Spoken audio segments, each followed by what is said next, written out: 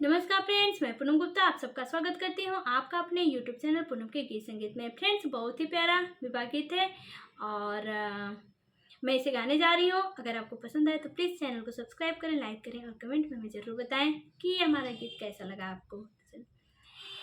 अरे पहिले ता कह पापा दूरी न भेजबै, अरे दूरी न भेजबै, ए काहे पटाय परदेस रानी के सुहागवा, अरे काहे के पटाय परदेस रानी के सुहागवा।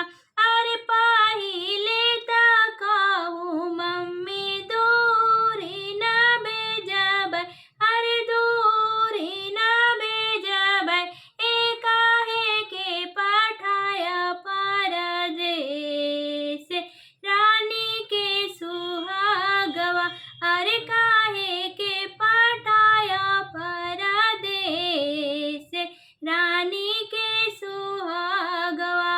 अरे पहिले ता कह भैया दूरी न भेजबै, अरे दूरी न भेजबै, अरे काहे के पठाय परदेस रानी